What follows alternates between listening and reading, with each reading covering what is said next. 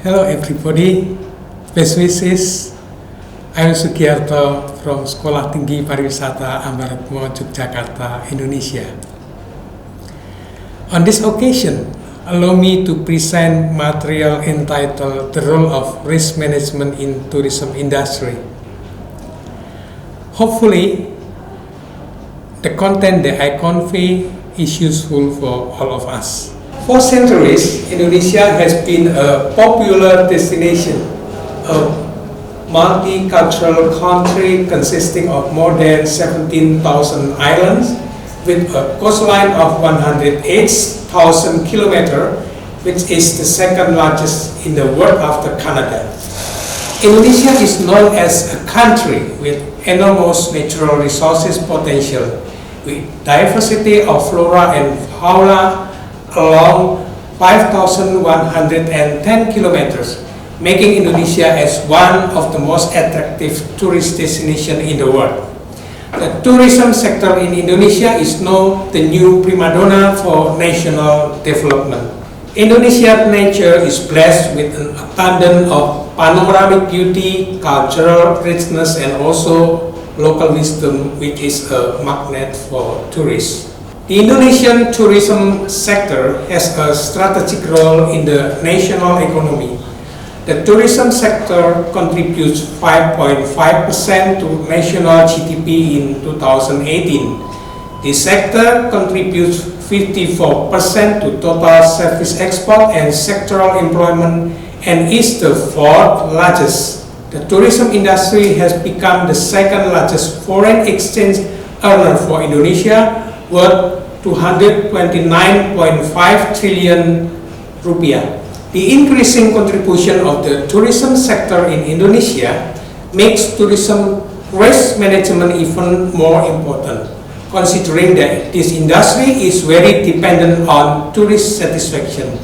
The tourism industry is very vulnerable to risk. To manage risk, an understanding of risk event and risk loss is required.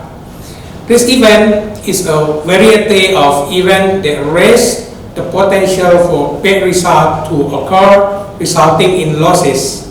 Tourism business risks are triggered by risk events. Risk losses are losses that occur as a direct or indirect impact of risk events. Risk loss can be financial or non-financial. Even though the losses incurred do not always lead to financial losses, the various types of losses that arise need to be converted into financial losses so that the amount of losses suffered can be quantified.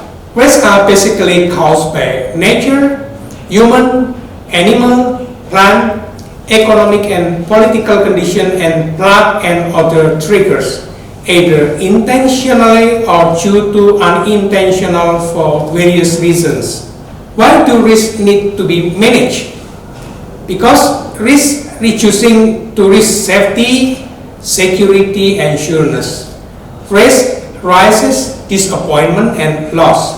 So increasing risk will decrease value felt by tourists. How can risk management increase the value obtained by tourists? Let's use the concept of net present value to explain the role of risk management in increasing value. Considering the following formula of net present value. In this formula, CF1 to CFN is the individual annual cash flow during the investment period, and R is the interest rate used. CF0 is the initial investment. R represents the amount of expected profit and also risk. On the hand before formula, the position of R is in the denominator. So as R increases, the value obtained will decrease. In this case, the role of risk management is to reduce the R, so that value can be increased. In the tourism industry, the aspect of safety, security, and certainty are three aspects that are highly regarded by tourists. After These three aspects, tourists will consider other aspects according to the interest of each individual tourist as well as aspect of comfort. Good risk management enables the preparation and implementation of effective and efficient risk management strategies and their implementation to maintain the robust reputation of tourist destination and increase tourist satisfaction. Related to the severity of the impact, risk management differentiates risk, crisis, and disaster. The severity of impact increases from risk to crisis and to disaster.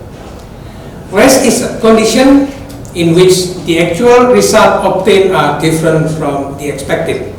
Crisis is a severe, gloomy, very uncomfortable, precarious condition. Disaster is an event or series of events that cause distress, loss or suffering, accident, danger, that threaten and disrupt the life and livelihood of the community. Although not all risks can be prevented completely, with good risk management, it is hoped that at least the fatality rate can be reduced. Risk is always followed by various losses such as financial, physical, moral losses, decreased sales marketing, overall business losses, the reputation of tourist destination, even the reputation of tourism industry in a country. The tourism business should have and implement good risk management to prevent a risk from occurring and or to reduce its impact if the risk has occurred. Risk typology states risk group according to the characteristic feature of each risk. Tourism industrial risk can be classified into operational risk, market risk, external risk, regulatory risk, reputation risk, business risk, and financial risk. In order to manage risk properly, besides the need to know the impact of each risk that arises, it is also necessary to know the correlation of one risk with other risks. As an illustration, in the tourism industry, operational risk usually impact on reputation risk. Operational risk can also give rise to legal risk. Credit risk can have an impact on liquidity risk, etc. To classify the risks that arise, tourism business manager must trace the actual root causes of an unwanted event.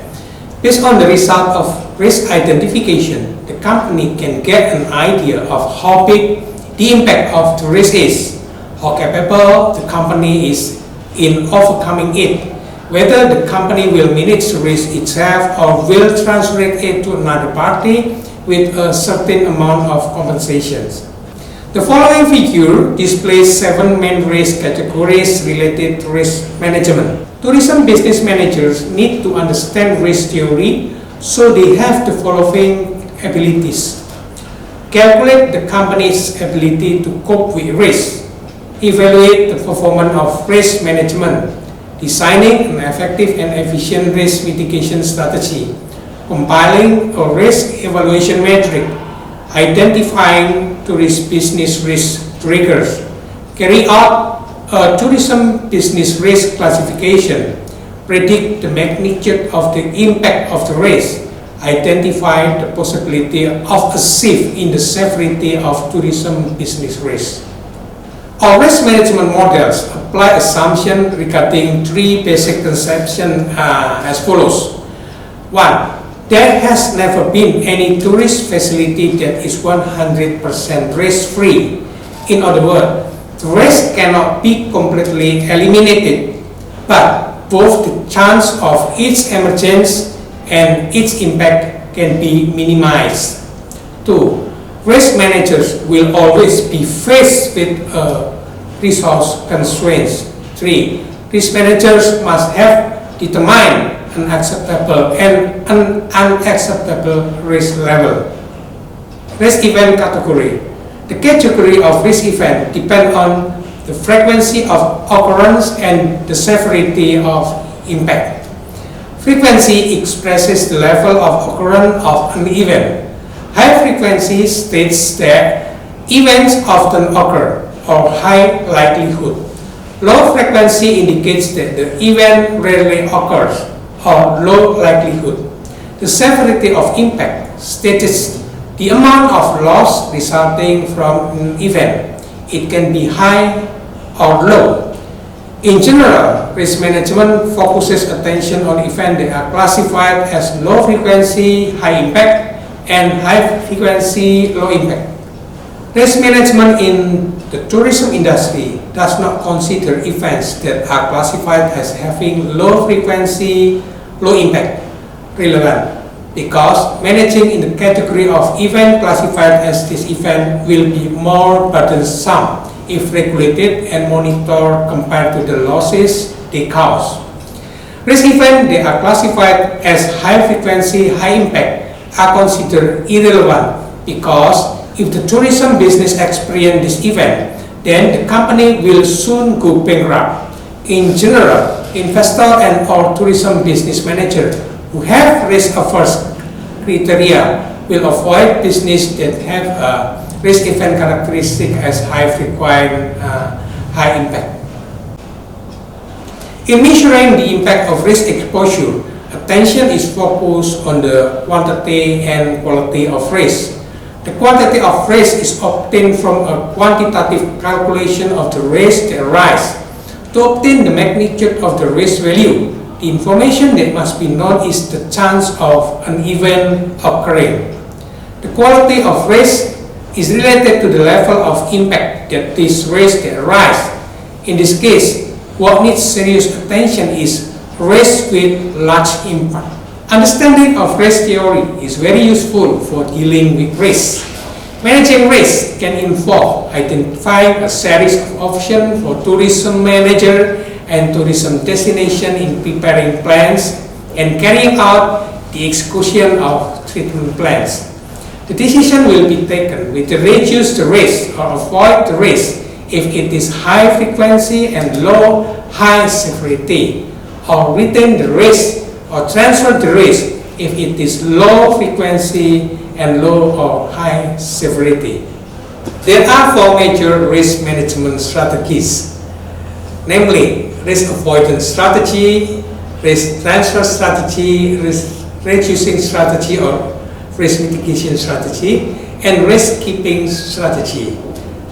Risk avoidance strategy is a company strategy by not carrying out certain activities that contain unwanted risk.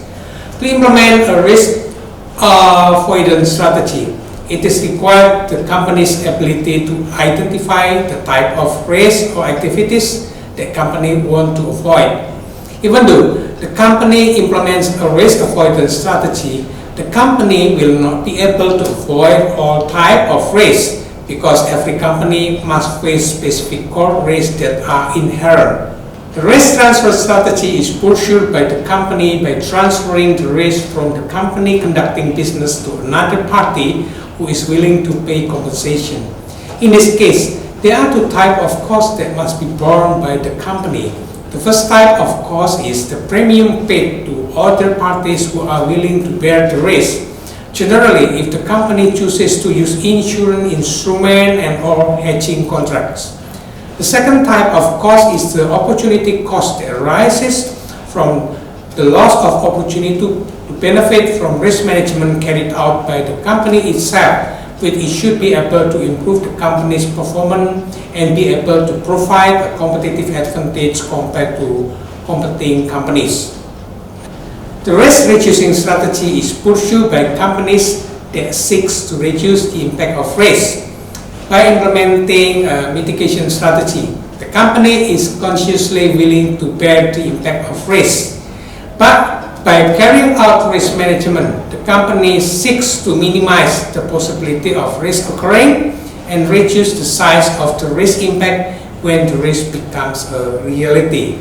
The risk-keeping strategy is adopted by the company when the company intends to manage certain risks on its own with consideration of cost effectiveness, and the company has the ability to be supported by adequate resources to manage this risk with the calculation of being able to obtain a higher return than the risk borne.